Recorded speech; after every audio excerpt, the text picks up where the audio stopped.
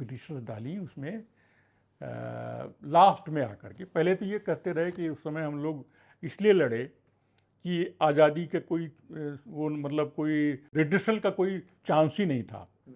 सारे कानून, कोई कानून ऐसा नहीं था कि और कोई तरीका था अंग्रेज़ों से लड़ने के लिए और सुधार की मांग करने के लिए। जब सुधार वगैरह हो गए, पहले तो उसमें वो सुधार हुआ, वो जो पहला सुधार 1909 में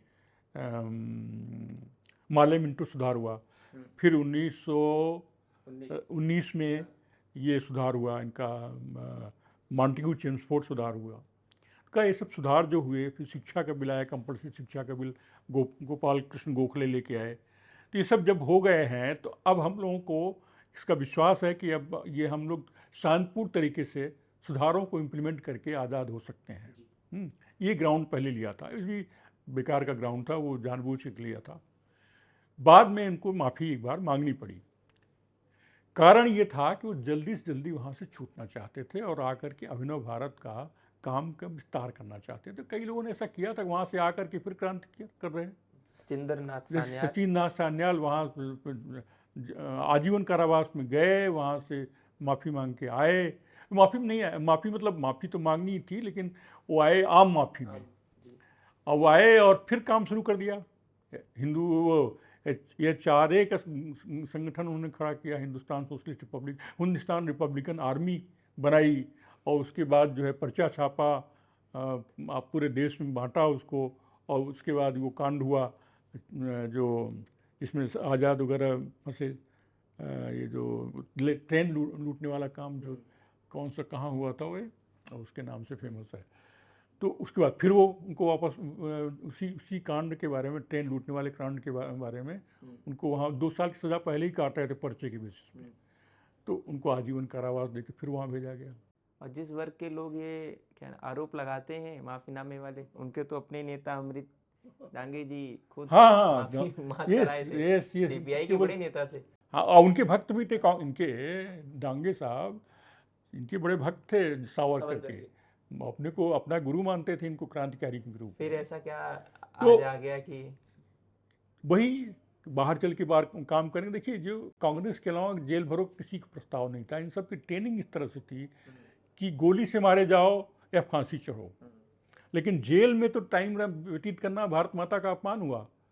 जेल में इनकी पॉलिसी थी, जेल में अगर मान लीजिए चले गए तो जेल तोड़ के भागने की कोशिश करो, अन्य क्रांतिकारी मदद करें जेल तोड़ने में, जेल से भागने में, षड्यंत्र करो उसके लिए। वो तो ऐसी जगह पहुंच गए कि वहाँ कुछ हो ही नहीं सकता था, वहाँ 1000 मील तक समुद्र था, तो उसके लिए तैयार ही नहीं थी, इनके मेंटली तैयार नहीं थे ये लोग। केवल मेंटली तैयार होते थे गोली खाने के लिए, मारे जाने के लिए, या फांसी पाने के लिए। तो आपने क्या बताया था? हाँ, तो माफ़ी इसलिए मांगी उन्होंने कि वहाँ से लौट करके हम अभिनव भारत का विस्तार करेंगे, और पाबंदी के साथ करेंगे, और गुप्त तरीके से करेंगे, जिससे कि इनको पकड़ने का मौका न लगे। मतलब असली क्रांतिकारी वाला काम करते यहाँ इंडिया में। और इसका प्रमाण ये है कि उन्होंने वहाँ के जो यंग क्रांतिकारी थे, बंगाल के खासकर कई यंग क्रांतिकारी आ गए थे, उनको कुछ पता नहीं था, जज्बात में आकर के क्रांति वाला काम किया। जैसे एक जासूस को मार दिया, ब्रिटिश जासूस को, इस तरह के काम जो किए थे। उनको ट्रेनिंग इकट्ठा करके ट्रेनिंग दिया उनको, उन्होंने क्रांति के दर्शन में कन्विक्शन से बनाया उनको क्रांतिकारी, जिससे कि अभिनव भारत की फिलॉसफी को फॉलो करें छूटने के बाद, और हमारे साथ काम करें।